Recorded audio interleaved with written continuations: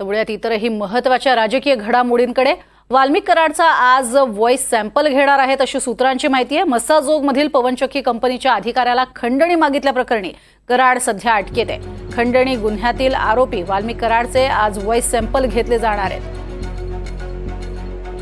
तर दुसरा आरोपी विष्णू चाटे याच्या घराची झडती सुद्धा घेतली जाणार आहे।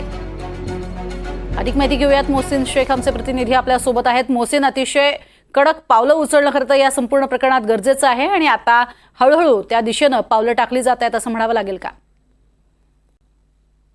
सध्या नक्कीच या सगळ्या प्रकरणात आता तपासाला वेग आलाय असं पण नक्कीच म्हणता येईल। कारण ज्या पद्धतीने वाल्मिक कराडला अटक करण्यात आली, त्यानंतर सुदर्शन फुले आणि इतर आरोपींना अटक करण्यात आलेली आहे आणि त्यांची चौकशी सुरू आहे। आता या वाल्मिक कराडवर खंडणीचा गुन्हा दाखल आहे। पवनचक्की कंपनीच्या अधिकाऱ्यांनी जी तक्रार दिली होती त्यानुसार वाल्मिक कराडने 2 कोटींची खंडणी मागितली होती आणि फोनवरून ही खंडणी मागितल्याचा जो आहे त्या तक्रारीत उल्लेख करण्यात आला होता।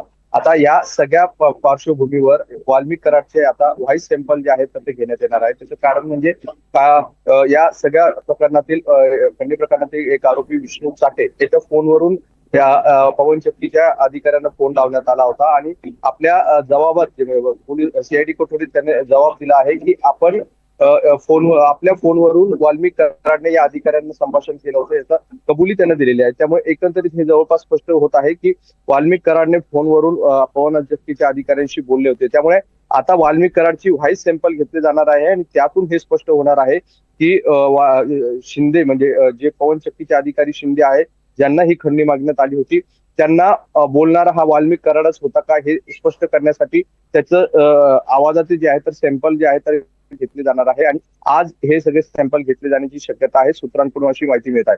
सोबतच विष्णू चाटेच्या घराची देखील झडती घेतली जाण्याची शक्यता आहे आणि त्यामुळे या सगळ्या प्रकरणात सुरुवातीला खंडणीचा गुन्हा दाखल आहे। खंडणीशी संतोष देशमुख हत्या प्रकरण संलग्न असल्याचं बोललं जात आहे। त्यामुळे सुरुवातीला खंडणी प्रकरणाचा जो तपास आहे तो प्रचंड वेगाने सुरू असल्याचं आपल्याला पाहायला मिळत आहे आणि त्यामुळे आज जे व्हॉइस सॅम्पल घेतले जाणार आहे त्याचा अहवाल आल्यानंतर बऱ्याच गोष्टी स्पष्ट होऊ शकतात आणि यात जर वाल्मिक कराडचा व्हॉइस मॅच झाला तर वाल्मिक कराडची नक्कीच अडचण वाढू शकते। प्रज्ञा, नक्कीच तुर्तास धन्यवाद या संपूर्ण माहितीसाठी आणि अर्थातच या संपूर्ण प्रकरणातले अपडेट तुमच्याकडनं वेळोवेळी घेत राहूच।